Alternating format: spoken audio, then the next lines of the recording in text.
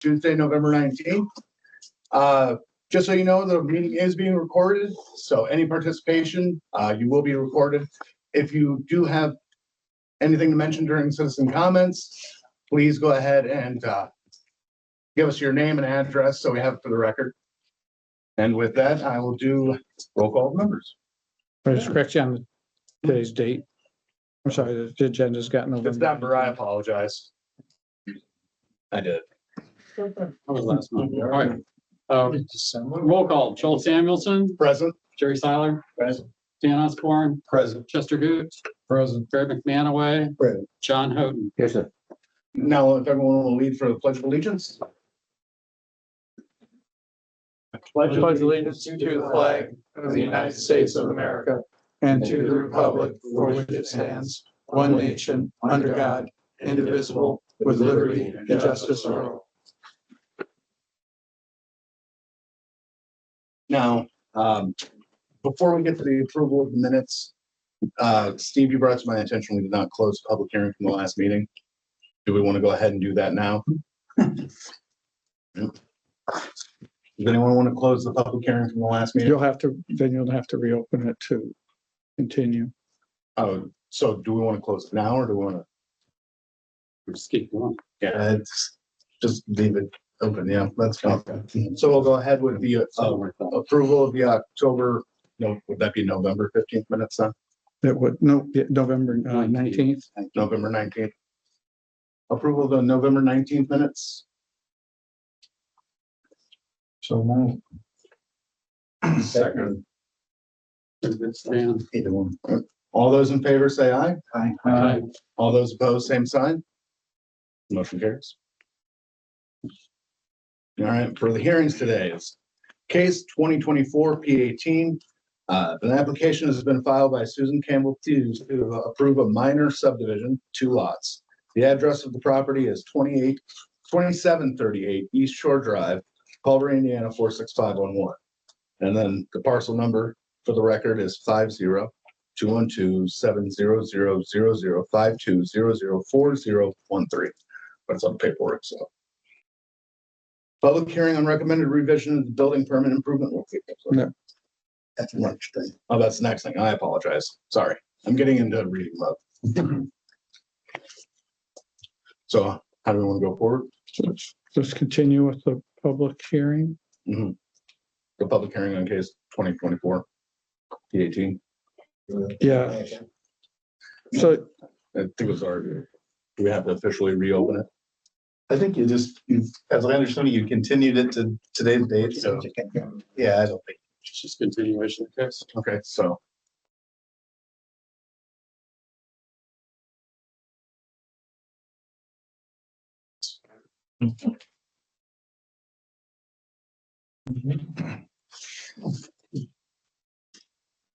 Thank you.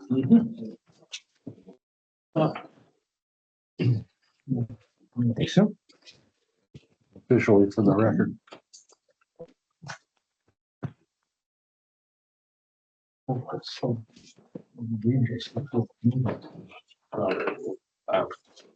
Get an interpretation of that. Right, Mr. Snyder? Right. I'm Steve Snyder, attorney representing the Campbell family, 200 West Main Street, Syracuse, Indiana. I wasn't here at the first hearing. My understanding was one of the issues that came up, and the sole issue really that came up in regard to this minor subdivision, was access to the proposed lot and whether it was over an easement, who had control of that easement, so on and so forth.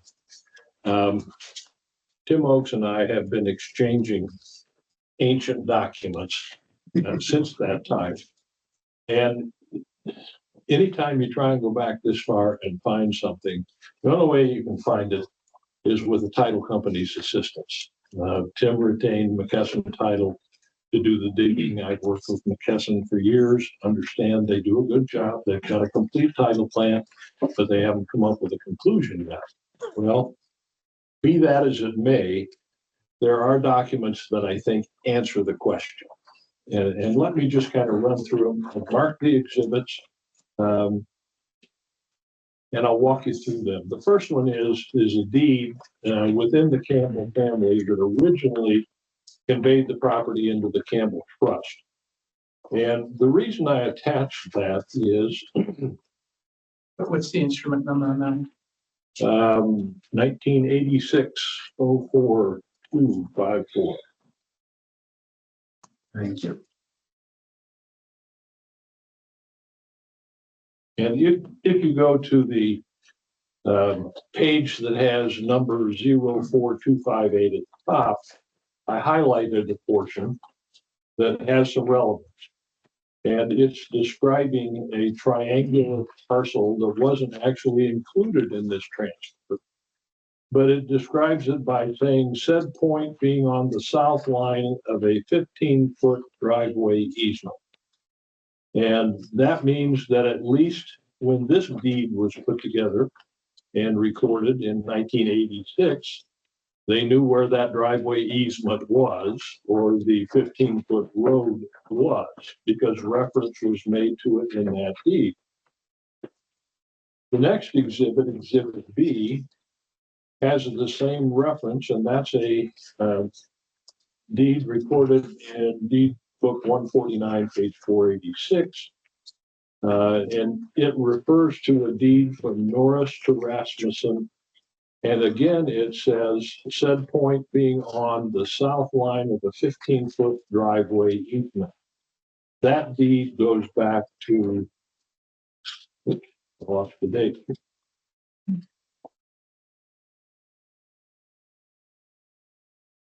1951. So we know that that driveway easement or road was known to exist in 1951 because reference was made to it.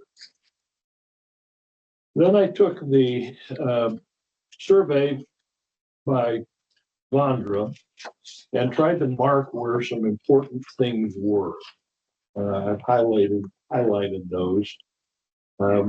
We're dealing with two properties, one of which is partially in what's called Lot 3 of Section 7, and the other is Lot 4 of Section 7.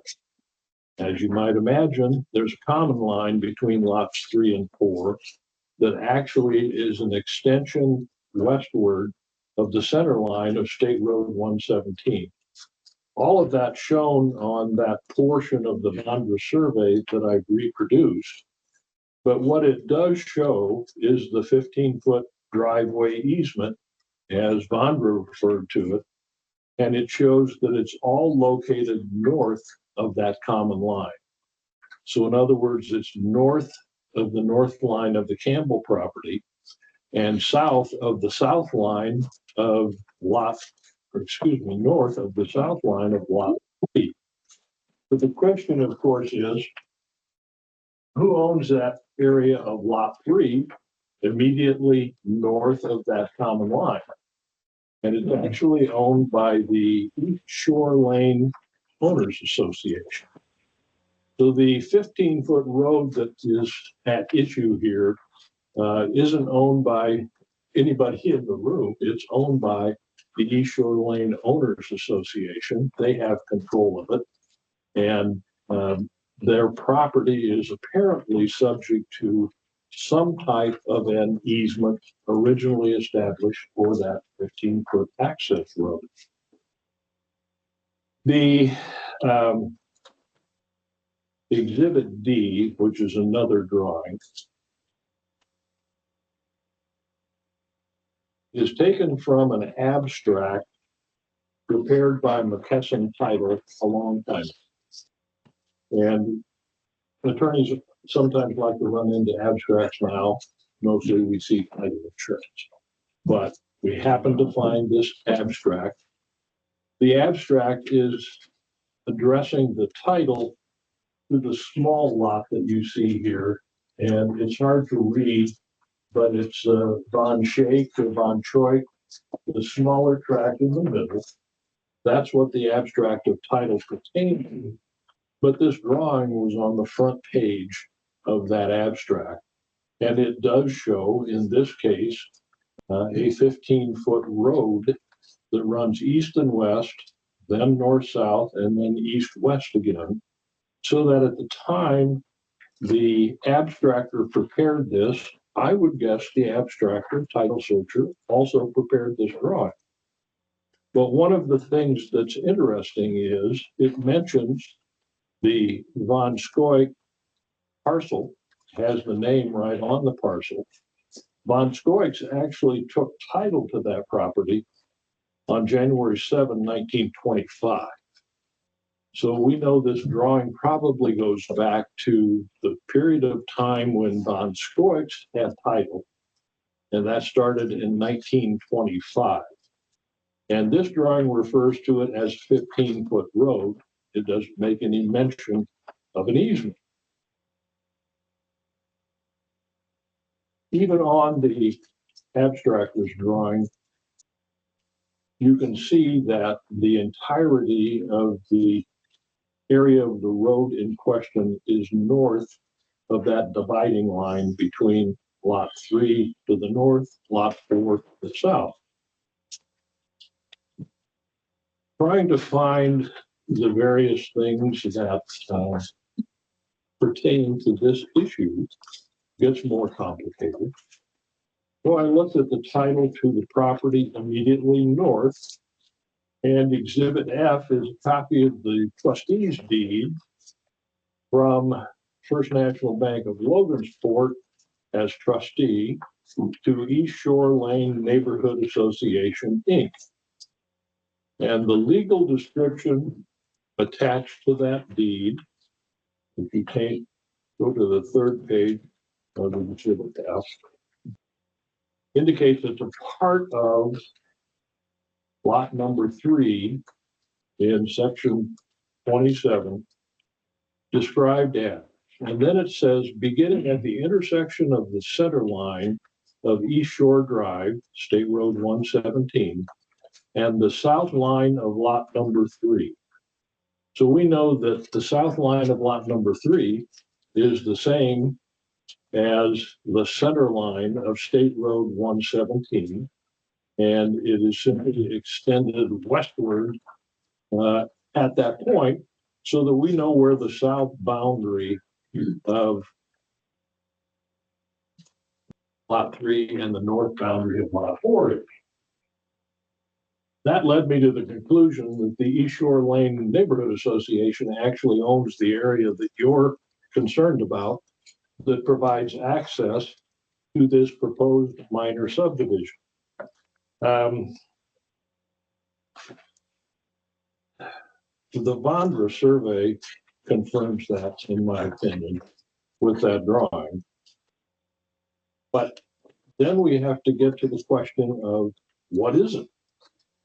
We've seen it described as a 15-foot easement. We've seen it described as a 15-foot road. And the question, of course, is what document created that easement or road, whichever case it is. I don't even think we have to get to that question. There was a statute enacted by the state legislature years ago that said, and I'm going to quote from it, all county highways heretofore laid out according to law or used as such for 20 years or more shall continue as originally located and as of their original width respectively until changed according to law.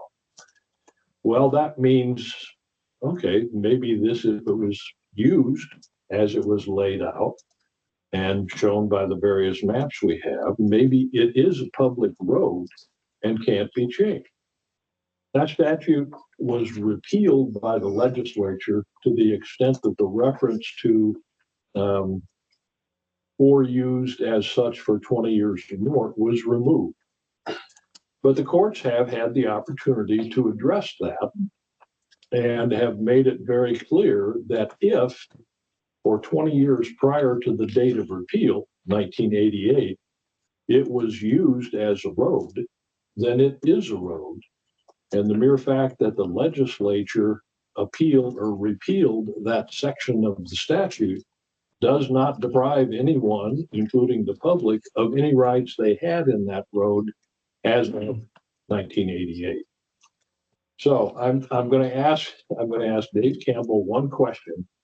And that is, does he recall how that road was used from 1968 to 1988, covering 20 years? And I confirmed with him, yes, he's familiar with it for that period of time. David, how was it used? Well, it's used for access by all the property owners, different service workers. I personally used it for getting boats in and out of there and getting to people's cottages and that. Did it serve more than one house? Yeah, it served 4 properties. Originally, back then, it was the Vlasics, the Beans, the Parkers, and the Rasmussens. Served all 4 of those. And all of them used it for access to their property, and the public used it to provide delivery of services? Yeah, that's true. Okay, And back then, it was open all the way to Edwards Lane, so it was drivable. okay, all the way up to Edwards Lane. Yes, So you didn't have to turn around in somebody's driveway originally, you could drive all the way up. And there's been reference in several of these documents that it goes to Edwards Lane, which is a public street. true. Okay. So for that entire 20-year period, you're familiar with public use of that 15-foot road. Right, it was prior to 68. So if we have that, we have a public street. And if we have a public street, we have access on the minor subdivision, which was your sole question. And the north line of the Campbell property is the north line of lot 4 in section 27, the south line of lot 3 in section 27. And that easement or 15-foot road is immediately adjacent to the north line of the Campbell property. Used as a public way for 20 years prior to 1988. It remains public, and it still is public because it hasn't been vacated, which would be the only method to render it a non-public road at this point. I think that answers the question without digging around through 100-year-old records anymore. We've already gone back to 1925. That should be enough because reference was made to that point on those first 2 deeds I mentioned. And just so you can see where that point is, if you go to Exhibit C, the Vonda survey,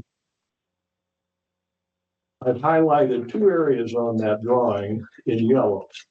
The left one, there's an angled line where that yellow highlight is. And the mark at the right end of that yellow line is the point that was referred to as being on that 15-foot drive easement. So we have that information in 2 prior documents, one going back in 1925. And the survey confirmed where that location is. That's why I think we have a public street and we don't really need to go any further. Thank you. Thank you. Good evening. For the record, Tim Oakes, representing the entities that are located just north of the proposed lot by the Fazenfeld family. When I requested a continuance last month, we immediately and maybe even the day before had ordered the title search, and we're very disappointed. They haven't got back to us yet. We bug them almost every day. My apologies, but it's out of my control. I'm not going to disagree with anything that Steve said. He's practiced long enough to know his stuff. What I'm going to point out is the things he didn't say, because that's critical. So number one, he's suggesting that there's an easement that on the north side of the dividing line between the original lot 3 and lot 4. That is the center line of State Road 117 extended. And that private easement can provide access to this lot. And he points to what at this point in time is really best described as circumstantial evidence to its existence. Yes, we have documents that say there's an easement here, a 15-foot easement here, there's a 15-foot easement here, but none of them, they're all a reference to an existing easement. None of them are the actual grant of easement. And why is that important? Because it is the original grant of easement that is going to tell you who that's for the benefit of. Just because there was an ingress egress easement granted doesn't mean that one of the benefited properties of that easement is the property that this lot is going to comprise. He's guessing. He's like, well, we see it's here, so there must be access. Well, maybe not. We don't know. That's why we wanted those documents. And yes, it's a pain going back that far, but we have to. Because look, the whole point of requiring platting is not to protect really the person that's doing the platting. It's to protect hopefully not, but poor sap that's buying the lot, right? So they plat this lot and they go and sell it. And then lo and behold, we find out, it wasn't really for that lot. Now you've got a landlocked lot that doesn't have the access that you all thought it did. All right. I'm not saying deny the plat tonight. I actually think we need another continuance. I hate to say that. I hate delay. I'm never going to do delay for the sake of delay, but we need to figure this out. All right. Number two, there is if anybody's been out there is a road that leads back to the existing homes that's on the lake. All right. We don't even know if that poor condition road is in the easement he's referring to. We don't know that. There's other documentation that suggests there's a 16-foot wide easement that's located on the south side of that same line. And if that road is in that easement, then there is no road for them to use to get back to that lot. So again, he didn't mention that. And that's another unknown, right? You're asking whoever is going to buy this lot to take a huge risk when your platting process and your subdivision control ordinance is specifically designed to eliminate those risks. You set forth a plat, and if you need access, you show that access on the plat if it doesn't front an existing drive. And they can't demonstrate that it fronts on an existing drive. They can't. And all you have to do is look at the fact that at the end of Steve's presentation, where did he go? Well, we don't need to go look at that. This is a public road, and here's why. I'm not going to debate him on the case law. What I'm going to debate is he is asking the Plan Commission to find that it is a public road. That's not your job. It's not your job. I don't think you want to do that. Your job is to say, okay, does this plat conform to the requirements of the subdivision control ordinance? And in order to do that, first of all, as a preliminary plat, it can't be a preliminary plat if it needs to create a new access easement or a new road. It can't. It has to be a major plat. That's in the specific terms of your subdivision control ordinance.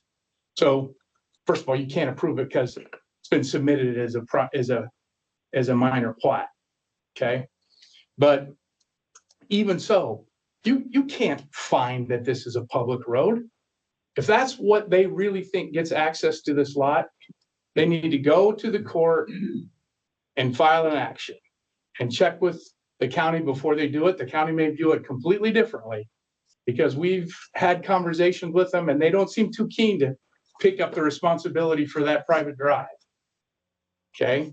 We've also had a preliminary conversation. I don't disagree that there seems to be a 15-foot easement on the north side over in lot 3 that's now the property owned by East Shore Lane Neighborhood Association. Looks like that might be true. Hopefully we find a document. I'd really hope to find something that resolves this. I would. I was kind of hoping I'd come tonight and be enlightened about, okay, we got this solved. Unfortunately, it hasn't been. We actually reached out to the president of that association, Jim Bremner, and I had a conversation with him today. And he said, he goes, well, I'm not sure what's there. We've never gone back that far in time, but if there's an easement, okay. But he goes, I would assume it would be for those 4 lots that are existing right there on the lake, and that's it. He goes, we'd be willing to sit down and have a conversation. Okay, great. Let's go have a conversation with the association, with the Campbells, and with us. And let's see if we can work it out. But this rush to get a plat approved when we don't know. There are too many unknowns here. It's why do it? Why approve something where you're just creating a problem? So I don't want it denied. I don't. But it's not ready for approval. So be happy to answer any questions that the commission might have.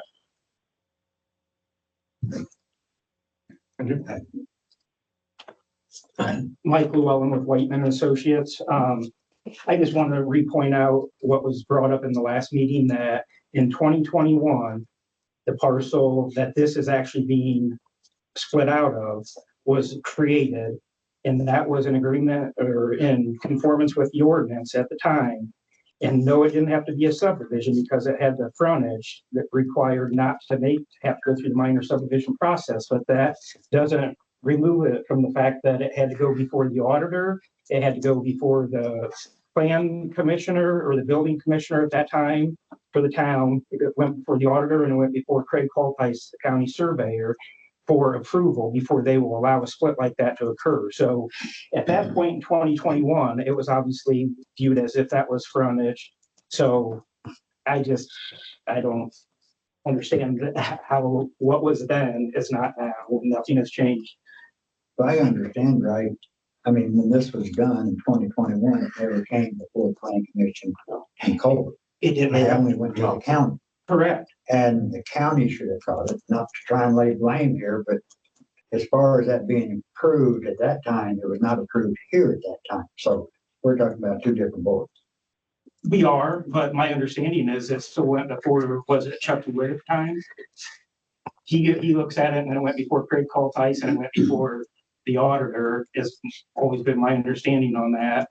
And I guess the county and their records and their GIS system, geographical information system, they reflect that as public right of way. So. But I mean, we can't correct if it is a wrong that was done then. We can't correct that by doing another wrong if that is the case. If that is the case, I beg you. No one at the county has concluded that this is actually public right of way. No one. We've talked to them, all of the county officials.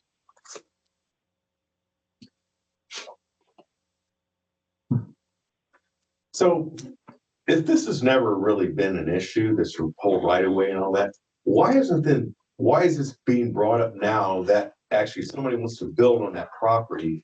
Why was this not addressed years ago and resolved? Because to me, it seems like this thing is grandfathered in to me. Well, I don't know what's grandfathered in here, that's possible, and I'm happy to explain why.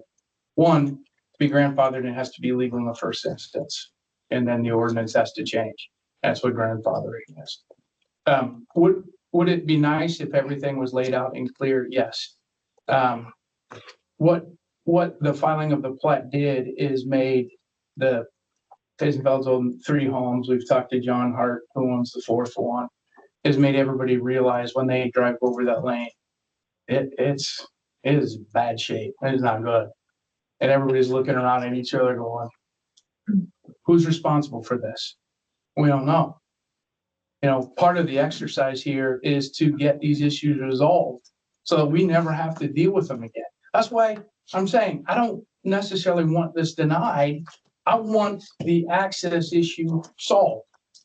I want it clear. This is the access road. This is how wide it is. And this is who's responsible for maintenance and repair. And this is who has to contribute to the maintenance and repair of the road. And if that's the county, fantastic. They're not stepping up to say that they'll do it. So if they're not, then the owners do. And we're willing to sit down and figure that out. So this doesn't become a problem that whoever they sell that lot to has to inherit. That would be unfortunate. That'd be very unfair. So, That's what we want to do. We want to get this fixed.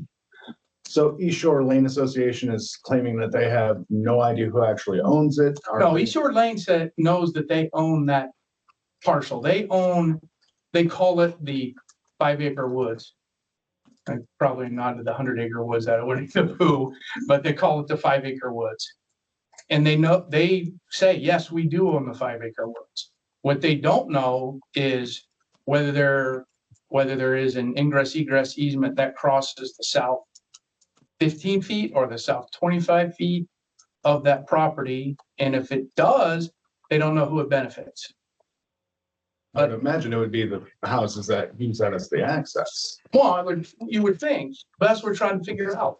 And So if it comes out that it's part of East Shore Lane and the right of way was never there to begin with, and there's no. Yeah. firm- East Shore Lane would have the ability to grant an access easement to the Campbells. Mhm. Then any doubt is resolved, it's removed. It's been granted, here it is, boom. But in doing that, that's a great vehicle or mechanism for us to say, okay, we're gonna give this to you, but we have to have rules about the condition of the road, the maintenance of the road, who repairs it, and who pays for it. Fantastic opportunity. Mhm. That's what my clients want. We need to figure this out. Okay, so, but Am I allowed to speak? yes, just your name, My address. name's Dave Campbell, one of the property owners. We've used that for over 50 years for access to our property as well. I mean, it's just common usage. Everybody uses that, delivery drivers, Amazon, utility people, lawn care people, cleaning people. It's a common road. And we've used it since long before the Faisenfelds showed up to get to our property as well. I mean, this is nothing new. It scares me if what Steve suggested is true, that it's somehow public road. First of all, again, I don't think you all want to declare it that. That's not your role. I don't think you have that authority, but as he suggested, once upon a time, based on the documentation he had, especially from that that map from the old title documentation, he said that the road used to go up to Edwards, which is a public road. Right now, that access road serves 4 homes. That's it. It doesn't go all the way up to Edwards, which means people have built over it. Now you're saying people have built over a public road. Now we're opening up a whole new can of worms. So, hey, this needs to be figured out. It does. I'm not doing this for the sake of delay. I'm doing this for the sake of fixing this problem. So I got a couple of questions for you, Mr. Oaks. So you contest Mr. Snyder's assertion that the road in question, in fact, is public. Yes, Okay. we have no indication. And what, When and is it, we think the people that have used it by permission pursuant to an easement document. That doesn't trigger the application of the statute that he referred to as a public road.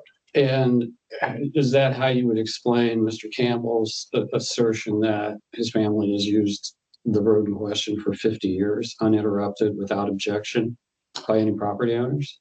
I don't know whether or not that's true, number one. Well, I It's think still people in asking, this room it's know still that's asking, true. it's still asking you to decide a question of law that the plan commission isn't authorized to do. So, One, so two, My we last, don't know if that road that they've been using is on the north side of the center line of 117 or the south side. Because if it's on the south side, they own the property. There is no easement, right? And you say, well, then if they own the property, they have access.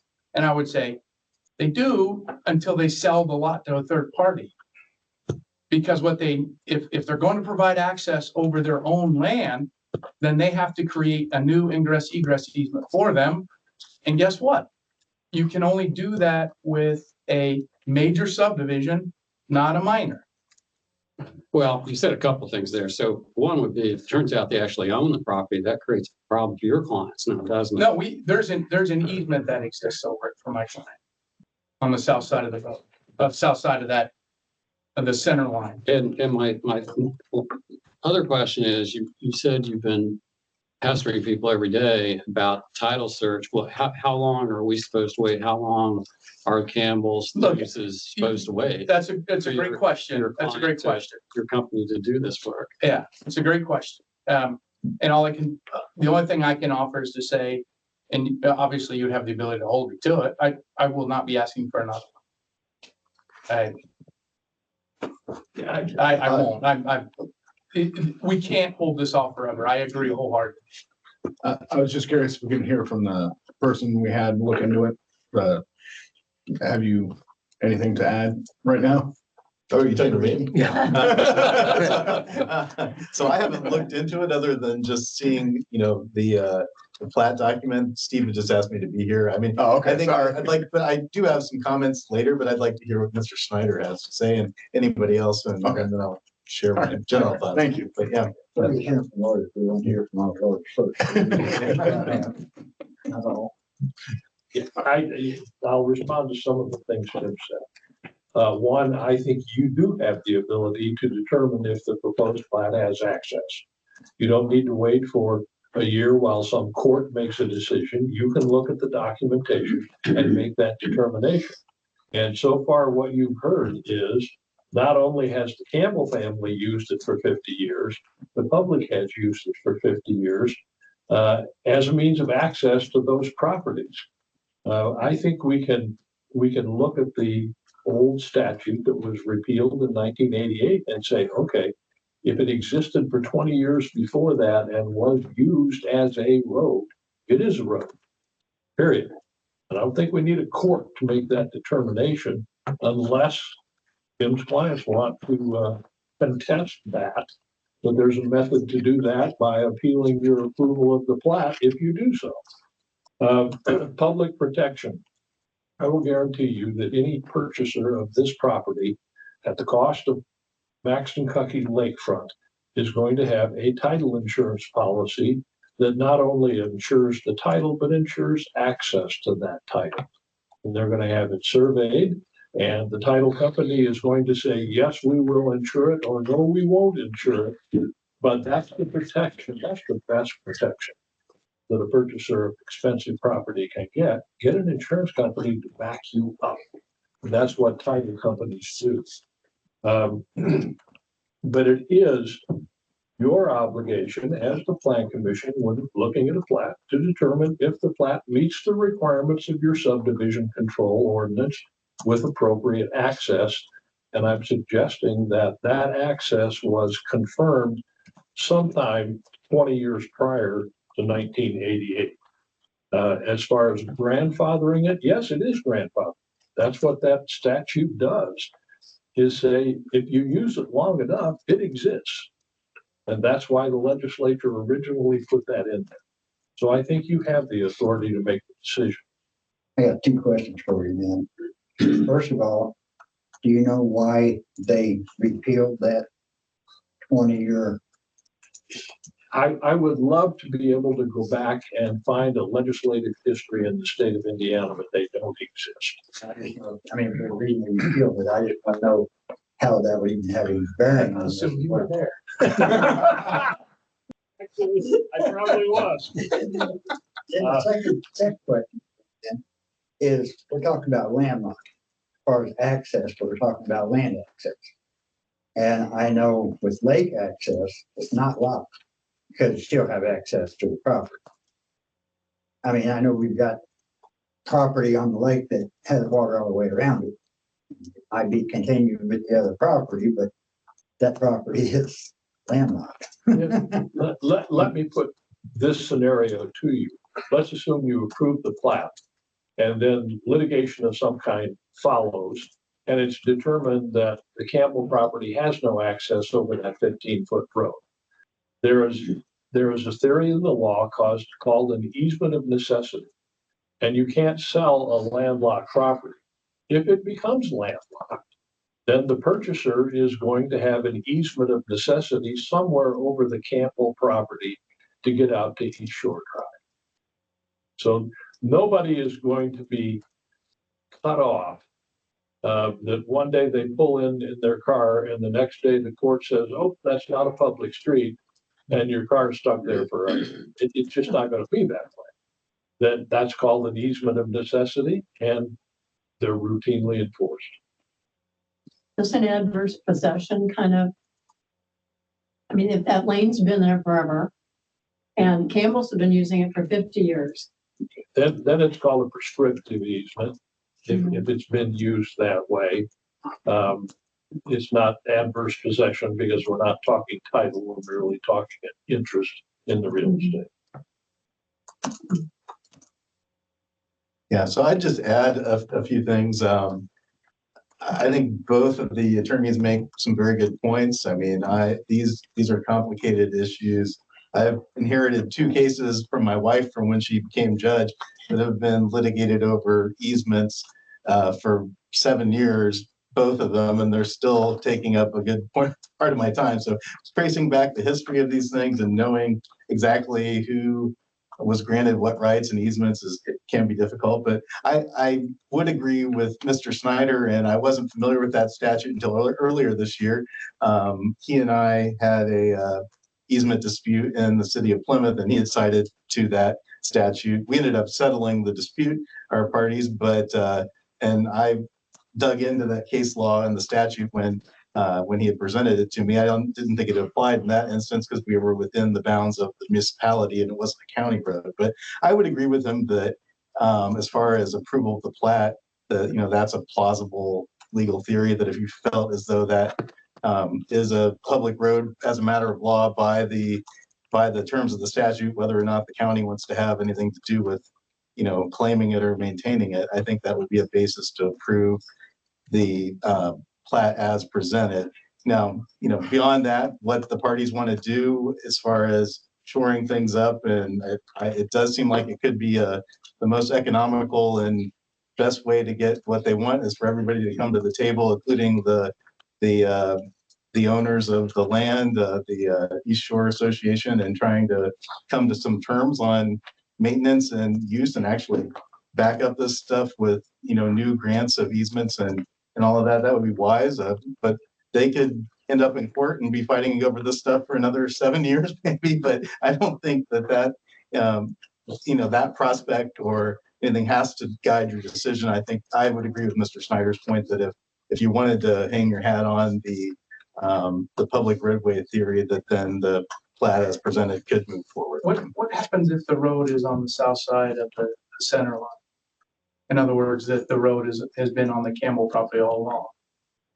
Now that all this use that they're claiming is driving on their own land, that doesn't create a public road. Yeah, I would agree with you. We don't know the answer to that question. That doesn't right. Then the other property. I don't know what I told you. I will not ask for another continuance. Why can't we see if we can answer these questions? Because if it's approved tonight, there probably will be litigation and you all will be part of it. Why don't we this is going to be around for what, 100 years? Yeah. Right? Let's see if we can figure this out, get it done right. Can I weigh in on the maintenance issue? This is the first time this has come up about maintaining that road. We are perfectly willing to work with anybody that uses that road to subsidize repaving it or whatever needs to be done. And I would mention, not throwing stones, but I would mention that Faison Phillips have built 3 homes down there with heavy construction traffic running up and down that road. That's the reason it's in bad shape. But we are perfectly willing to work with anybody that wants to maintain that road. We have also worked with the Faisenfelds cooperatively on having trees removed along that road that pose a danger. We've shared the expense of tree maintenance. So I don't think you can say that there's any kind of problem with maintenance that has come up or will come up. We want to be cooperative, good neighbors. Let's sit down with the neighborhood, with the East Shore Lane Neighborhood Association and work it out. It'd be fantastic to come here in a month and say, we have an agreement in place. It makes it clear we're done.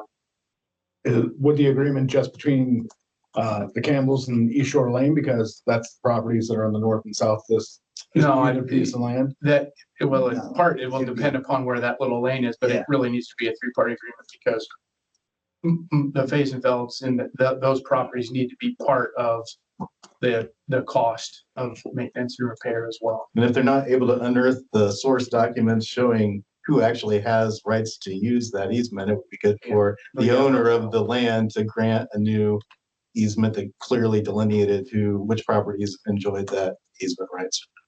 And besides you, have you talked to, you said you've reached out to East Shore Association? No, we have. I have, You have, yeah. yes. That's why I was just double checking. Jim Bremner is the current president. That's who we spoke with.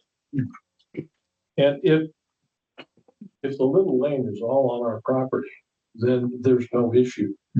Well, there's no issue with access other than the fact that they've now got to include an easement on the plat, because once they sell the lot, then they split title and now they have to have an access easement. If they're granting an access easement, they have to go through the process of a major plat, not a minor. But if they go through the process of a major plat and find that the easement is on them, what happens to the northern easement? Then the property is. Well, you've got an easement then in place that solves all the issues regardless of what we do with that. Again, I don't know where that road's at. I don't know if it's on the south side or the north side. Hypothetically, if it's on the south side and it falls totally on the Campbell's property. They have a right to do it and you'll get the plat done, but you got to do it the right way. Okay. And this isn't the right Can way. I speak or, so that 15-foot easement still exists regardless of whether it's improved or not. So even if it's through the woods, the 5-acre woods, that it still exists and it still could serve access. And there's plenty of times that we split out property because somebody wants their kids to have a piece and the county requires us to give frontage, but they continue to use a common drive that isn't even on their property. So just because that easement isn't improved doesn't mean it doesn't exist. It doesn't allow frontage. Let's back up and look at it through a practical standpoint. Campbell's have a buyer. Buyer wants to get started in construction. We need the plat approved in order for that transaction to close and construction to occur. Either we're going to have litigation with Tim's clients over whether we have the right to use that last 15 or 20 feet of the 15-foot road or not. You heard the Campbell say, we're more than happy. We've been maintaining stuff all the way along and we don't plan on changing that. If you say no, and then it turns out we have to have a different form of access, that means we have to refile another plat petition and we have to go through the same thing to get to what we could get to tonight. If you agree that the public's used it and the public used it for 20 years prior to 1988, so there's your grandfather that gets this public access the way it's shown on our plat. He's asking you to find that private property has become public. I don't think you have a right to do it. Sean disagrees and so do I. I mean, a court might tell you you're wrong, but I mean, I think. Does that statute exist? Yes, it does. Does the Plan Commission have the authority to say that use of a road has converted it from a private property to public? No. Only if we have the fact that it is or isn't. That's, Yeah, we can't. Yeah, that's can't not, have that. you go look at Indiana Code 36.7 for the 1, 2, 3, and 400 series, those contain the powers of the Plan Commission. Nowhere in the state statute does it give you the authority to take private property and designate it as a public road without the consent of the property owner. I'm gonna say that has access through the lake from the boat ramp. I mean, you could sell a piece off, people on islands all over up in, up in Wisconsin, Minnesota, that you access them by boat. So in that aspect, it has access. But that's not what the subdivision control ordinance for Culver requires. It What does it requires the require? planning commission to determine if there's access. It requires the Plan Commission to prove it if it meets the requirements of the subdivision control ordinance. And right now, you don't know if it What does. are we actually voting on? Well, I know we got a lot of ifs up there. That's what happens. All we're voting on Lots of is- attorneys all we're voting on is a minor subdivision here. You know, your access whole thing is, that's all simple. This is, No, well, it's it's not. not separate. But, you know, Because, not well, wait a separate. minute, if we vote tonight, and it does have to be only done as a major, because this is presented as a minor right now. Yeah, the application isn't So the appropriate application unless isn't that appropriate is what- an access. what you Yeah, want. Yeah, I mean, right now, I mean, either if we can't do it as a minor, and it was submitted as a minor, in my opinion, we can't move forward just because we had not even applied for it. But if you, But there's a but there, yeah, go ahead. if they put an access road on their property and personally gift or just allow a 15-foot and they put stone down or anything, it turns it into a major subdivision in order to access that because they're creating a lane. Yeah. Even if they don't put stone down, if it's just If grass. they to just, drive if over. they just delineated it and grant the easement rights to the other lots that they're developing, it would change that to the major, yeah. And you presented it as if that easement was all on their property. What would happen on the property of the other? You're saying, well, they can just go ahead and use it, couldn't they been using it all along? Because this is the same process. that they've been doing. Don't know where it's at. And if it's on that north property, they might have a prescriptive easement. That, I suspect the association might have something to say about it, and they're not even here. It's their You said the property. Association don't even own it. Well, the association owns the property north of the center line. Right. If I could add one more thing. Sure. For access for the proposed buyer, we're not even asking to use this entire easement or lane that's in question. We're asking to use part of it to get to the entry to our property. It will not come within 35 feet. The proposed driveway that gets onto the property won't be within 35 feet of Faisenfeld's property or driveways. So we're not really even getting close to that. This will not burden or inconvenience the Faisenfelds in any way whatsoever. I don't know what the real objection is here. Not been a problem until. Yeah, I mean, this has been in use for long before I was born. That's a while back. I like the long result of this myself. I might have the same thing coming up. I think Mr. Snyder makes the practical point that we'll know soon enough if people are satisfied with it when the buyer's title insurer says that they're going to insure the transaction or not. I mean, that's that practically, I think, would be the first, telltale sign of that. So you're suggesting that we wait on this to move forward? I'm not suggesting anything other than I agree with Mr. Snyder that if you should decide that that you're accepting their presentation as that this has been converted to a public roadway, then you'd be free to go ahead and decide this, as a minor as applied for. Was there any evidence as to where the road's at? I think there has been. No, I don't think there has been. I don't, I it's mean, there, it's but mighty is not it on the south side or the north side of the center line? Road trip. I mean, What's the beef? I mean, they're the applicant, they have the burden of. Just a moment. it's the replat itself. I mean, are we replatting a landlocked property, which under our authority, under our ordinance, we can't create a landlocked property. You can't subdivide to create that one. And without knowing whether we got access or not, I don't know. Is there any other public comment that, from anyone we haven't heard from that would like to speak? Like, Okay. And then, Would it be possible to have a point of clarification brought up exactly what our subdivision ordinance states in terms of access?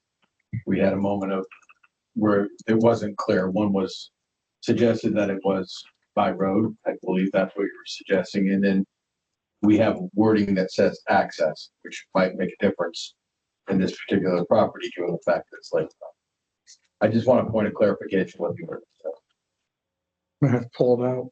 I do have a document that shows that roadway being on that easement or north of the division between lot 3 and 4. This would be a survey by Craig Paul Tice, the Nile County surveyor. If anyone cares to see it. I only have one copy because I didn't plan on needing that. So you can see this line here. That's the edge of the of pavement or gravel there. It looks like concrete up to that point, and then that line that goes out there. And then this line there, you can see that's all gonna be Go through it. gravel and that. Topographic data collection in conjunction with the boundary survey.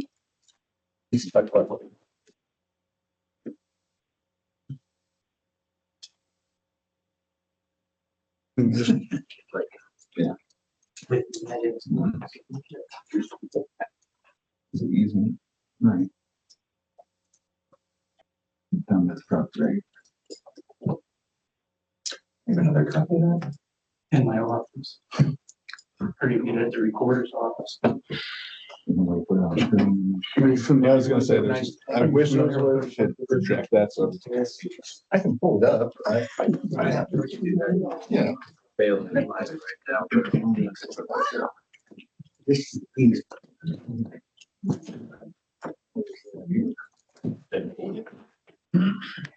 You can mark on that too if you would like. And then that's that. And that's it right here. Is there a copy? This is where we're talking about. You're talking right here. Right here. Yeah, because there's a triangle. Well, this one document that's, oh, I'd like a copy of. Would you like me to make copies? If you could, I think it's, yeah, let me make copies of that. Barry, would you like to make copies? Yes. Fantastic. Yeah. Can you make it that big or shrink down? Yeah, we can make that thing. I'm sorry, new information. Thank you all for your patience. Yeah.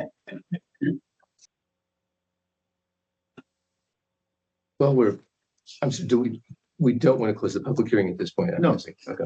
Let me ask a question in case you. Mhm. Is this another of the cases that we've seen before where if we do something, then people can't come back and ask us to change it for a year, as opposed to if we don't do something, then we haven't done anything yet?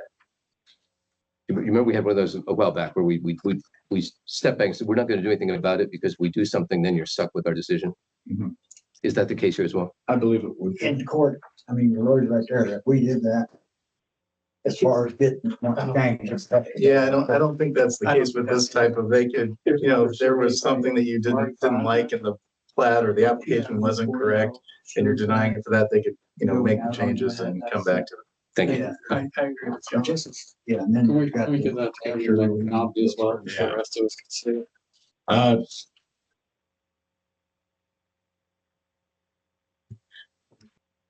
Make more copies. I have more, so I should probably keep looking. There's been several surveys done in that area. They have probably at least half a dozen or so. And those were actually for the phase of Felds or however you pronounce it, their parcels, so.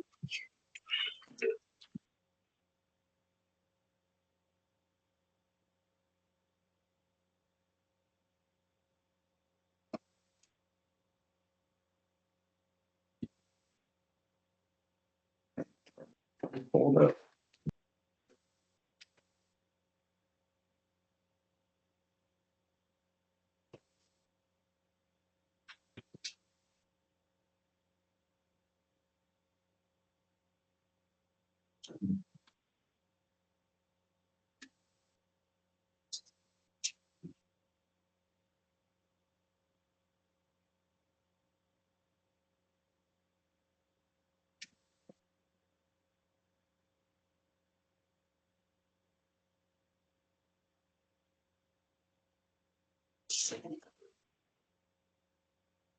I also believe that the Phase House actually split that parcel into two lots back in.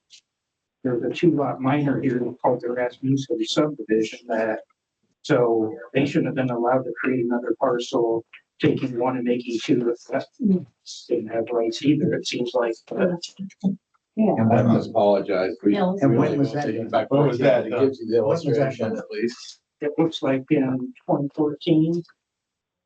This might be for reference, guys. Yeah, they cut off portion. Right around for that? Huh? You've been around. I would have been around. Do you remember that? dude? 2014? Here's a copy of the Rasmussen minor, 2-lot minor. I apologize for cutting off. Yes. I don't know. Yeah. It's- There's two here. Well, I mean, he's saying the reason would have been if they had to create. No, but I'm saying that they took one parcel and split in two, and not knowing if they had rights to grant that access. Just because if there is an easement, then just I grant somebody an easement and for a 40-acre parcel to get them back there, it's without the language in there saying that I can split that off into a 50-lot subdivision. Lots 1 and 2. That doesn't necessarily mean that you can continue to grant it, but like you saying, that's the language of the easement states. If I already had access, whatever. Joel? Yeah. It doesn't allow you to. This is the wrong half. Joel, this is the wrong half. Right. This is lots 1 and 2. They weren't asking. Yeah, the easement that we're looking at is right here. That's where we're actually. Right, but it's not, The access to the. Yeah. yeah, but this is an entirely different part of the property, right? That's lot 1 and lot They 2. don't have access. We're looking at lot 3 and 4, right? Right. So we're. So we're- Well, you're neither. Neither, I'm sorry. So when we refer to lot 3 and 4, That's the those original survey. those are lot designations from From I don't the, know, 80 years ago. They're 90 I don't government know. lots. yeah, when it was first divided, I Yeah, got you, yeah. 1 and 2 is simply referring to the Rasmussen subdivision. Which Got is basically a lot. Those are, So the 25-foot easement is the highway. so, Yeah, the lots 3 and 4 are government lots, that's what happened with the fractional section. Right, yeah. Understood. Is there anything anybody else think, I mean, is that reasonable? Okay. I don't know whether you gave them a copy of the Rasmussen minor subdivision. I didn't, that's when I was, yeah. I don't, we split that.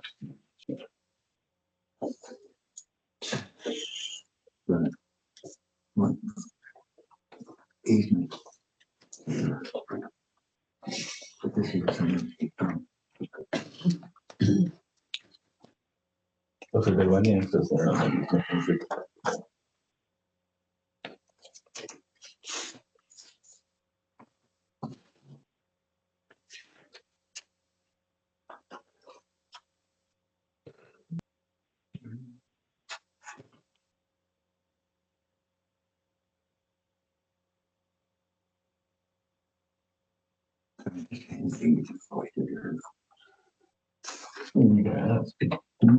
I'm not 100% sure. The north-south that runs along the properties that are on the lake, is that a shared easement that is not disputed and is documented as being open to all the properties?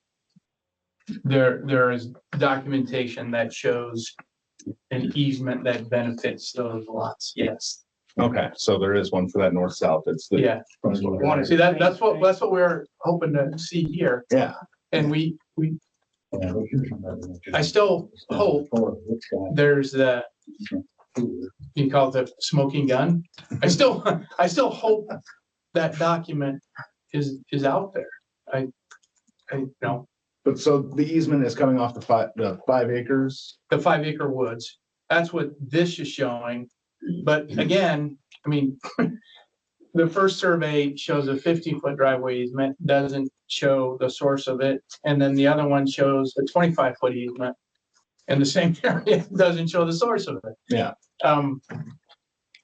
Aren't easements supposed to be documented, I mean, county? Yes, they're supposed to be, Supposed to. Yeah. So we got another. right? So if there is no documentation of this easement, then. Well, there might be. We don't know.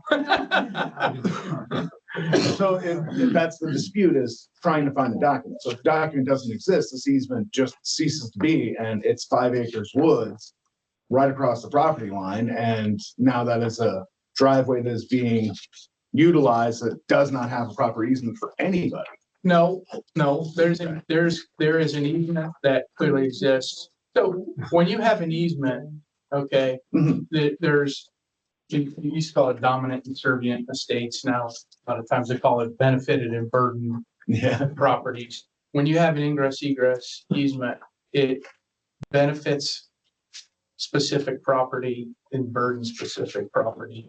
So we know there's an easement there and we know it benefits those 4 homes on the lake. What we don't know is if it benefits any other property.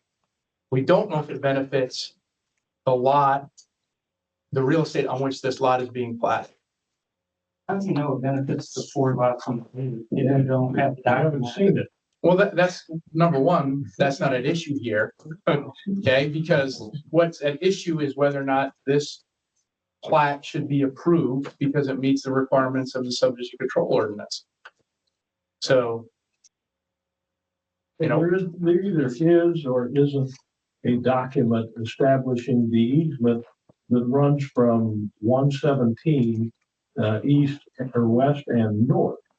We don't know because, apparently these houses, the new houses that have been built probably have some type of insurance somewhere that shows where that easement is.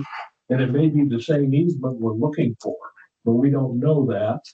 But we do know that it's been used by the public for more than 20 years prior to 1988. And that gives you the access your subdivision control ordinance requires. Steve, while I was out of the room, did you find that part of the approach, access or actual drive? Or specifications of So, yeah, I found it in Oh, sorry. the minor subdivision. Where'd that go? and major.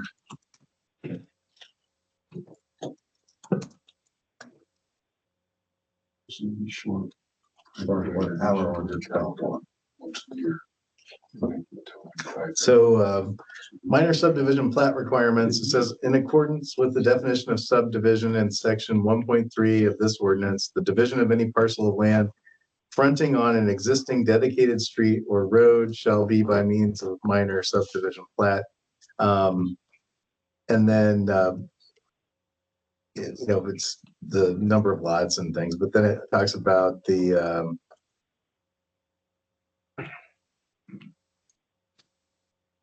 then in the major,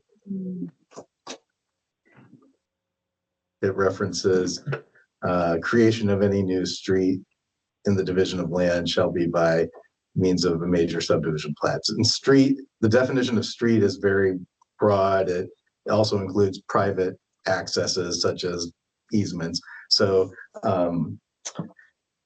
if the minor subdivision process is appropriate, if you find that they have that access, if you don't think so, then you should be rejecting it just because it's not the appropriate plat application that they've given.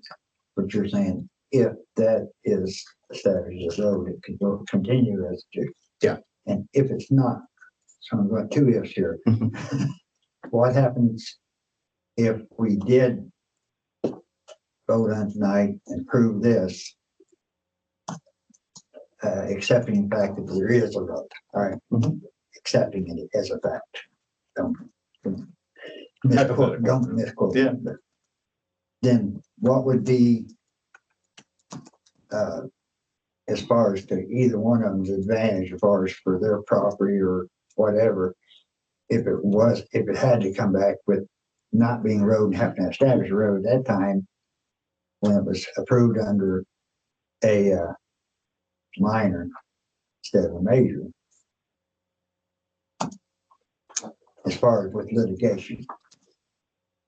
Well, yeah, I mean, I think if it went into litigation, there'd just be the court would determine, if that's the issue, that's, whether you guys were correct in establishing that. we'd find out when the court would tell us what to do, basically, but you gotta follow what they say. As is their custom.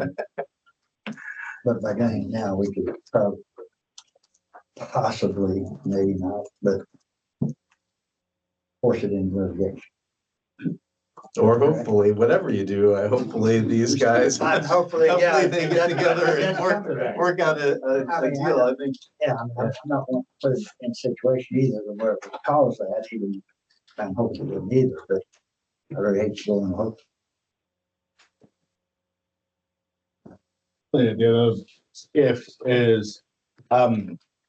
If they pulled back from the minor and just went for a major and found out that they have no right to the access and needed to do their own, and they just did it out of an as needed basis to eventually establish a road to access it, so they can still keep that plot plotted and then just give on their own property access to it. How much of a difference? That would be what they need to find out the difference is, because they're the ones who would have to reapply or withdraw right now. I mean, it's not up to us. They'd have more work with their surveyor. I don't know how the logistics of the lot layout and everything, how that affects the marketability of what they're trying to So do. let me just, I mean, for our consideration, let me frame this a slightly different way. So let's suppose that the Booth Campbell said, you know what, you're right, we should go for a major subdivision. What evidence is there that they need to do that? Because all the evidence we have is that there is an easement. In fact, the evidence seems to be that there's public road. So on what, suppose somebody wanted to oppose that. Let's, oh, wait. Yeah, there's no evidence here of a major subdivision, and the major subdivision is necessary because there's no evidence they don't have it. So right, all the evidence there is that an easement or a public road exists.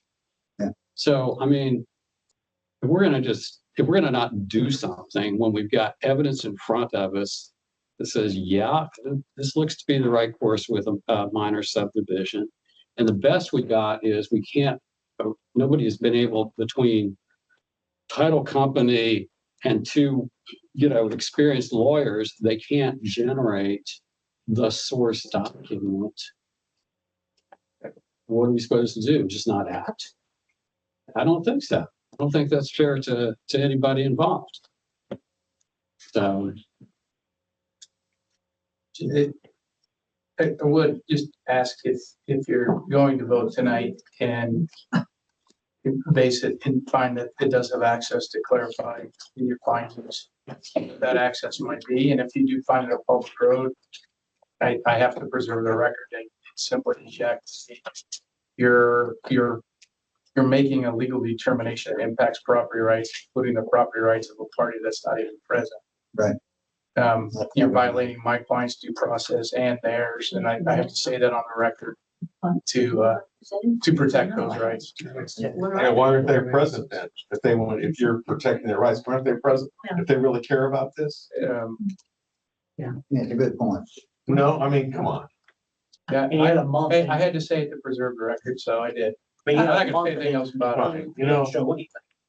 And I would suggest that, whatever your decision is gonna be on this, that you aren't required to issue your findings of fact contemporaneously at the meeting, that you'd allow me to gather the evidence that you've considered, prepare some proposed findings of fact to present for your consideration for approval at the next meeting, that could be later adopted.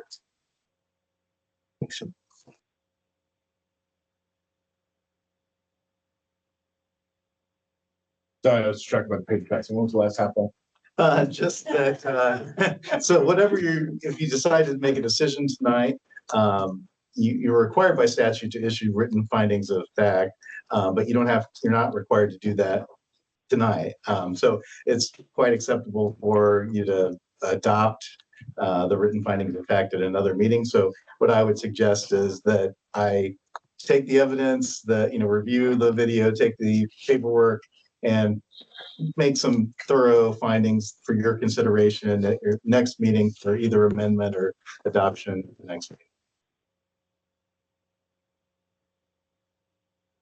Before we close the public hearing, does anybody else have one more comment? Does anybody on the board have any other questions for the audience before we close the public hearing? I would just say, don't close the public hearing if among the consideration of the board is going to be to further continue it, because then that would allow you just to name a date and not have to provide notice and things like that, so. So maybe have that debate before you decide whether or not to close it. I'm very curious about holding on for one of the month. I know that's kind of delaying it, but the finding of fact sounds like I would like to know a little more. If anyone is agreeable with I that. agree, the two parties need to figure out what's going on. before And it sounds we like decide anything. I would like to have a representative who can reach out to them, to the East Shore Lane Association that owns property to the north. They want to come in and they can hash it out somewhere else, but I want to actually hear from them, a written statement or anything like that about how they want to move forward, because it's in the end, their land versus the Campbell's land. There's an access and an easement, yes, but it kind of, whose side does it fall? And that's kind of what I want to know. So would the chair be willing to entertain a motion to table this matter again until our next regularly scheduled meeting in January? I would. I so move. Can, you want to- Our next regularly scheduled meeting on January 21st, 2025. I'll second that. All those in favor? Aye. All those opposed? Nay. All those abstain? I'm a yea, by the way. I apologize. I voted yea, sorry. The majority has it.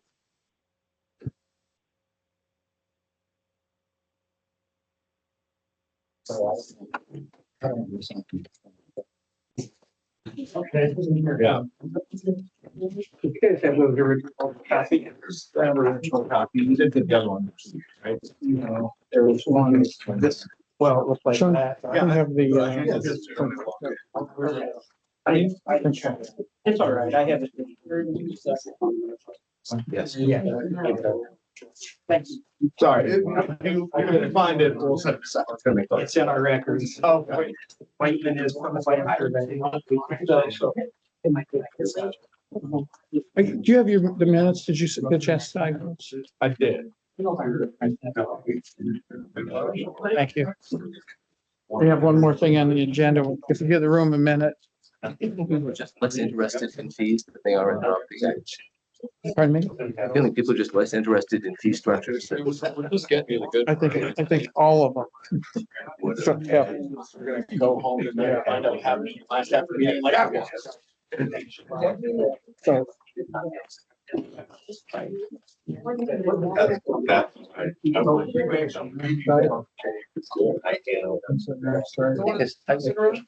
Sean's less interested in the fee.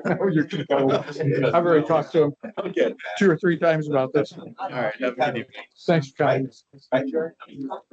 So I did give you all the right agenda that I sent out. Yeah. Previously. I'm not sure where the other one even came from, but It looked legitimate enough. I mean, it had an all room logo and everything. I know. That's why I ran out and republished this one. So we had the actual right one. Because there's a couple other things on this one too that need to be discussed. Calendar approval is. Work session. Yeah. Section. So make this really quick Okay. with your permission. Absolutely. I mean, the question I have is Snyder has It's the same one I have. to open a new public hearing. Yeah. Do we need to open it? You do. All right. I so move. All right. You have to gavel. Second. You have to gavel Barry. I heard it. Right. Probably what? I've heard through the grapevine, there's one place at all where she does this, it's drive, everybody else is fine. That's hearsay. So it's not from me, it's not in front of us. So I'm can sorry. we- Oh, yeah. Can we vote on open the public hearing for Mr. Gorski to enlighten us about these? We have a first. John motion moved, I seconded. Okay. So a motion for opening the public hearing on fees and. Aye. Aye. Okay. All those opposed? I'll take that as a, I'll be brief because you already heard this several times. It's just I've updated. It's all on one page. I printed 2-sided. Oh. I didn't even. So it's corrected on this one. Again, I'll start on the short side. what's highlighted is what's changed. Okay. I've explained this, but on the record a couple of times already. So I corrected page 2, the long side, the numbers are right on here. What's in red is what's changed. Are there any questions for me? No. I just asked. Thanks. You have a question? I did have a question, but it's more that I need to present from the town council with the increasing price of stamps. If the town board would be interested in buying up 100 rolls of stamps to save us a price increase in the future. But that would be something you'd have to present to our clerk treasurer. She's got the power because she has the money. I know her.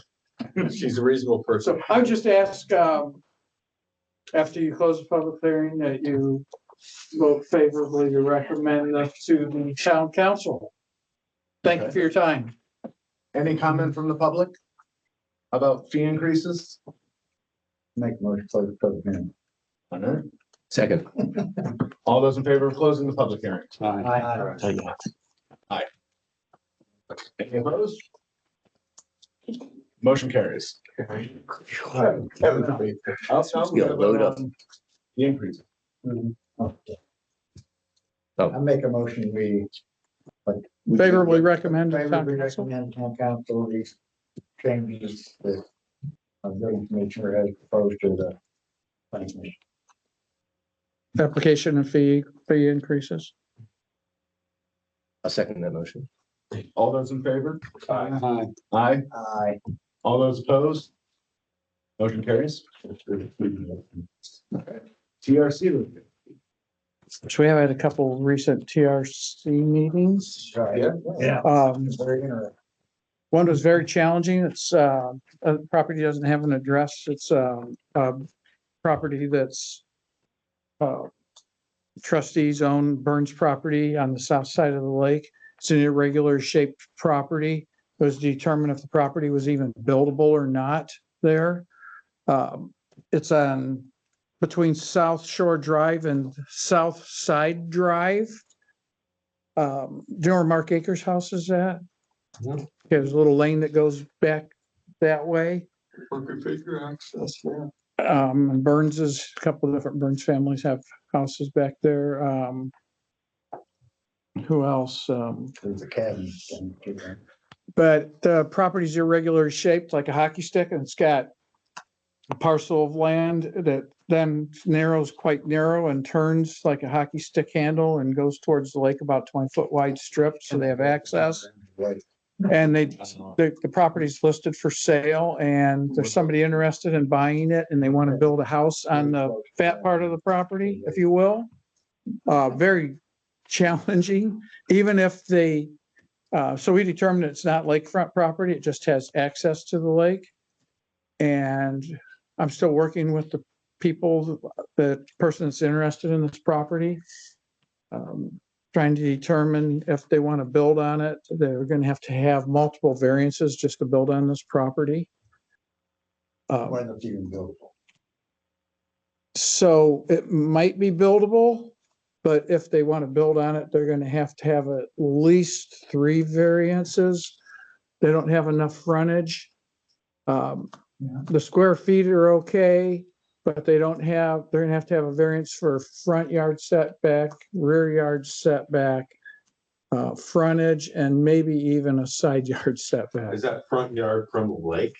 No, because it's High water mark. going to be the south. So South Shore Drive will be the front yard.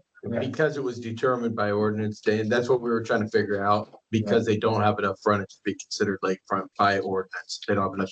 How much frontage do they have? 20? They have 35 feet, but you need 50, 40. 50. I think. 50. 50. Is it 50 now? 50, Yeah. It's always been 50. Okay. At one time, well, I say always was 50. It used to be 75. That's where I was wrong. This lot has multiple angles. It's an interesting. So is it where the old, is it cutting where the old marina was? Or no? Where it was. So you said Mark Acres right there. If you go down that lane, I don't know what used to be in there. I know that whole area was backfilled at one point, like in. Right, that's where the old, That's where the old yeah. marina was back in. Yeah, Oh, I didn't know. we have multiple marines. We have one of those. But Yeah. What a challenge. I don't know if they'll ever get to build or not. Would you want, could you show that? I mean, it. Is there for sales going on, Steve, or anything, or no? It is. Listed as pending, and I think they're pending trying to determine whether it's. So it's across. Across the They just remodeled a house right next door to it. 2 houses in, when you go down South Side Drive, which is just a little dead end drive in there. You know, like in the curve. What's weird is that South Side Drive, that access is actually those properties are addressed to South Shore property. All those houses in there. Because that access road is at this little post. Yeah.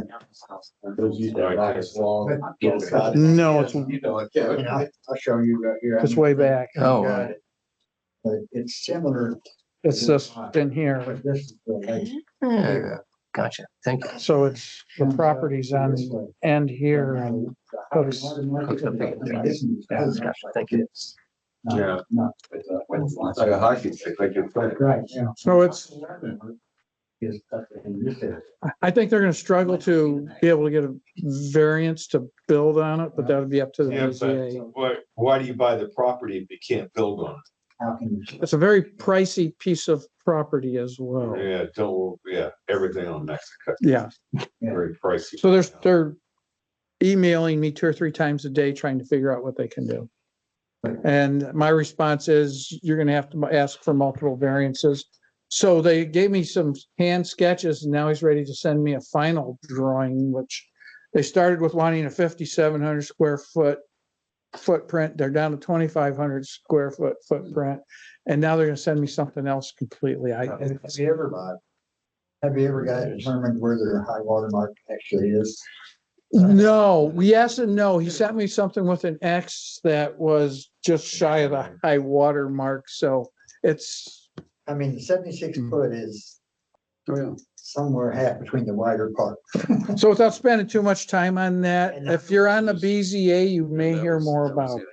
Oh, okay, why do you think we're asking, being very fast? The Um, reason I say that is That's when the because. Campbell Marine was there. It's extraordinarily To challenging. the planning commission, because that's the 2 point committee.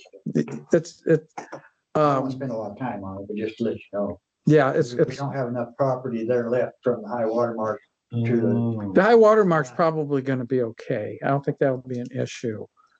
I don't, But you gotta be. How far from the high. so it's some kind of a Burns family, trust or something, so. But you still can't build it. If the high water mark. There, I think the high water mark's gonna be okay. I don't think that'll be the issue. 'cause I know think- they only have- I think the BZA will have to make determination on multiple setbacks to be able to build on it. In other words, you don't think, okay, we're not. Yeah, we're not. It's not what I think, it's gonna be what the BZA thinks. Right, okay, right, gotcha. Read between the lines. I mean, Okay, the planning commission would refer to funds. okay, Okay. And that's all for your building permit. that's the for the TRC stuff. Old business, new business? Not building commission report. So on old business, new business for the 2025 meeting calendar, I'd ask that if you want to continue meeting the 3rd Tuesday of each month at 6:30 PM. And if so, if you make a motion to do so and everybody approve that. Can we take December off of our calendar? Prior to where nobody be able to put it on December? So whatever you guys want to do, it's your meeting, it's your. I mean, I just know we lost the blank from December. This year's been even the worst. I mean, Well, I won't say it's worse, 'cause I know we had that bad one before, but Yeah, I feel that a year out from now is a little far to say, so like, I like playing it by ear if we don't have any cases or anything pending in front of us. Because we've done Take that. off a Well, month. We didn't meet. We didn't have 12 regular meetings. We had, well, 12, because we had a couple work sessions. So Yeah. it was a month or so. We didn't have anything. I think we skipped. Yeah. Yeah. I'd rather take it as it comes, because, yeah, if people have things they need to get addressed, then we gotta be, particularly for, money we're compensated. if we did it Yeah. ahead of time, you probably wouldn't have. See, to do it. it's spreading. It's spreading. I'm telling you. You're gonna get some mutiny going. You're a poison to the people. You know what happens to the rebel rouser, right? Inspiration to us all. There you go. Does anybody else have any particular feeling about scheduling 12 meetings next year? And if it comes up that we do not need to meet, we just, no. I think Barry's point, I like that. I think as we get closer, that we can see what's come. If there's nothing pressing, I think December should be off limits. Just because of, the holidays and family and all that. But again, Joel, Yeah. it depends on if we Yeah. have something that's pressing that we need to really meet on. See, that's where I was hearing, I was hearing Barry saying we just had 11 and 12 is Well- an emergency. What I mean, the way I'd like to say it is, I would like to have 11 and we can always put it on schedule when we get closer. The same. It's just that this is going to be. It's just the other side. Barry, you're saying the same, we're just saying It's the a same little thing, bit different but no, here. it's- If I recommend it, you can always have an option to cancel it when it gets closer. Yeah, there you go. It's just, it's gonna be printed on, everything's gonna be handed out beginning of the year for everything. I know, so there's So- no, Good. You good with that? Huh? Are you good with that? I'm good with either one. Okay. I'll honor a motion either way, Somebody else make the motion on this. because we don't seem that. Chester, do you lean one way or the other? Make a motion, we have 12 meetings for next year On the third Tuesday of each month at 6:30, on the third Tuesday. unless you want to have it at 6. Okay. Fine, second. Motion been made? I'll second it. Then all those in favor of 12 months, one meeting a month in the 2025 calendar year. On the third Tuesday at 6:30. Aye. All those, All right. all those opposed? I'm an aye, and I believe. Yeah, it's unanimous. We got that. All right. And then the work session meeting to discuss accessory dwelling units for the 14th.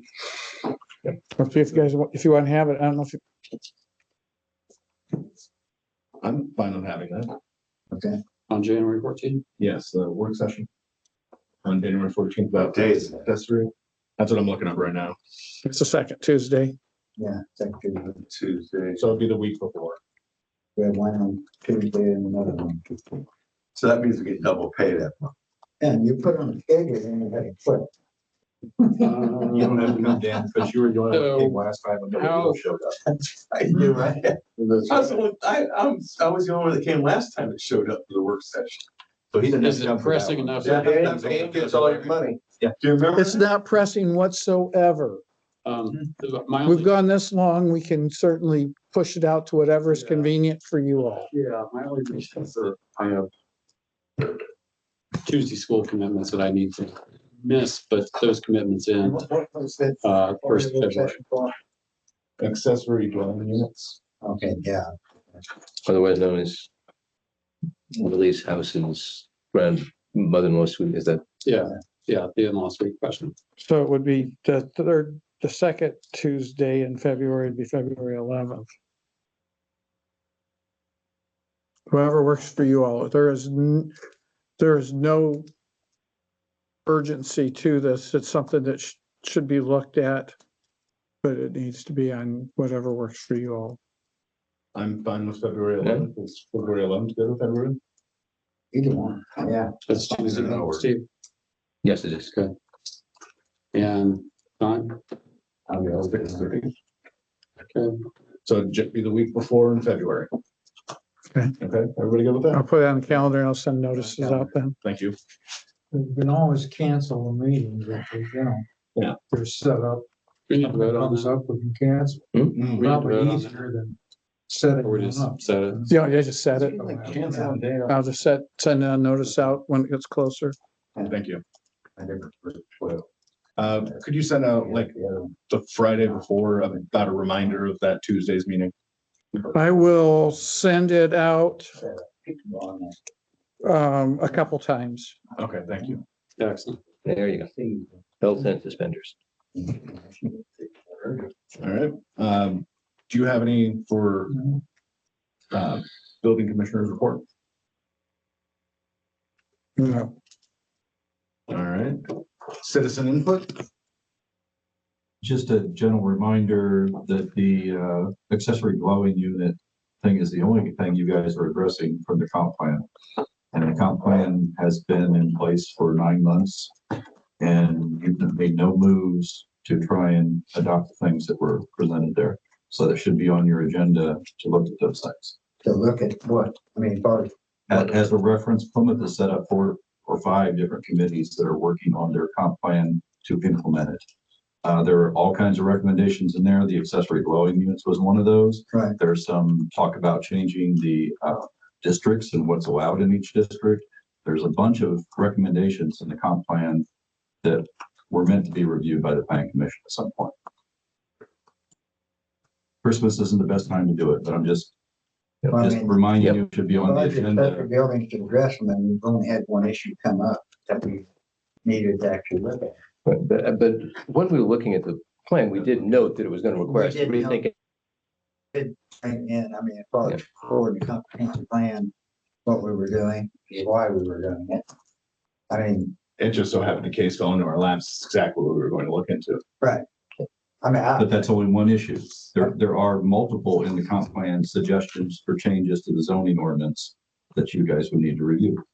but right now with the change of the ordinance, as far as it goes to that, we're not even having any say so on it because we've got a lawyer, the one doing it. These, to present that. those are different. Those are the legal side of cleaning up the old ordinance. This is changes that are systemic to the ordinance. It should be changed to match the comp plan. There's a We have list. not made any steps. There's a list in the ordinance says who's supposed to be in charge of what.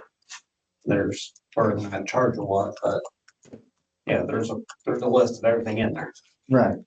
But I mean, we're not just correcting, because there's a lot of. No, we're talking comp plan, not the ordinances. Right, Right. these are new proposals. New proposal. Yeah, as opposed to just cleaning up the It's different. existing issues. So we get to thinking from the scratch. Right? Good point, Dan. On citizen input, if you go to Plymouth, somebody took some of the downtown parking away now, so What? just in case you have to park downtown Plymouth. Side note, What are you muttering over there? Thank you. I said some of the downtown Plymouth parking's gone if you have to shop downtown or something now. Right. It's gone. I'm taking away the clerk's parking space and she's upset. And the clerk's husband is at this meeting giving me a hard time. Oh, good. Well, you know what? I think it's the way you might deserve it, right?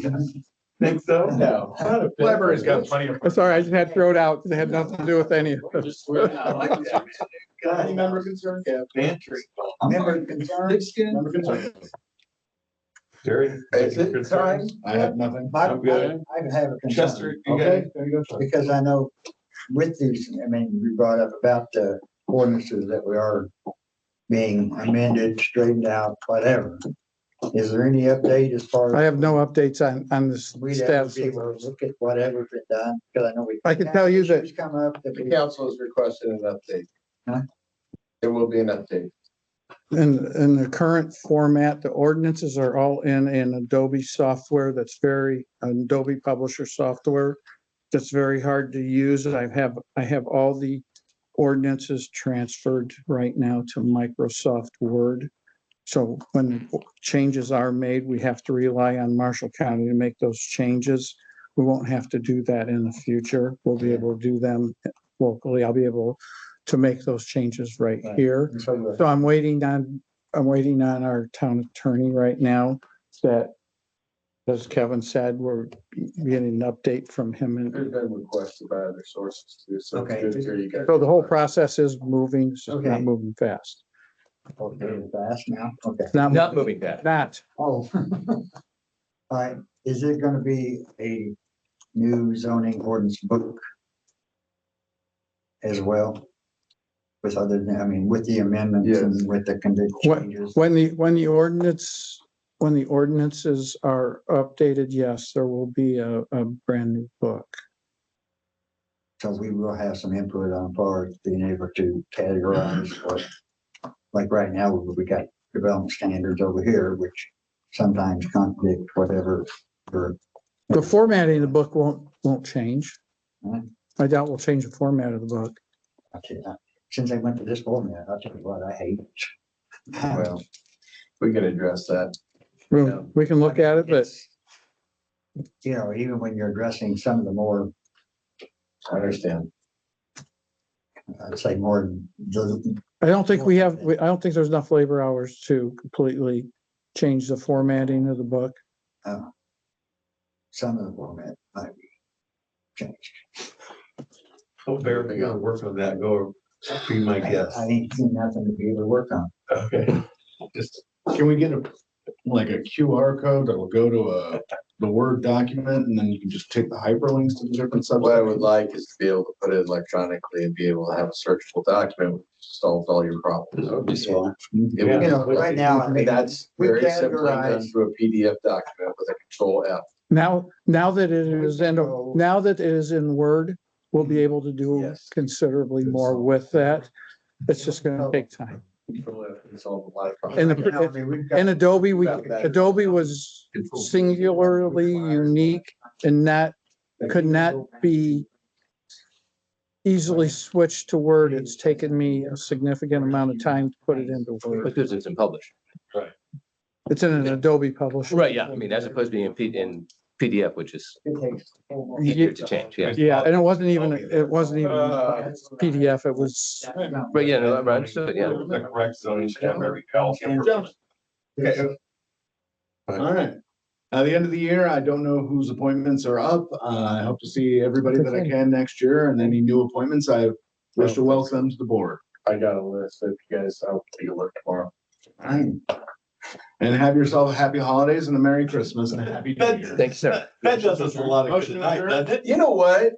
You get one beef a night and yours was, I'm okay. That's it. All those in favor? I'm not- Aye. Aye. Hey, before you guys take off, Indiana, an implied easement that may be relevant to the board. Is a legal gavel him. relationship that gives We're one, closed. Okay, we're closed? you're closed?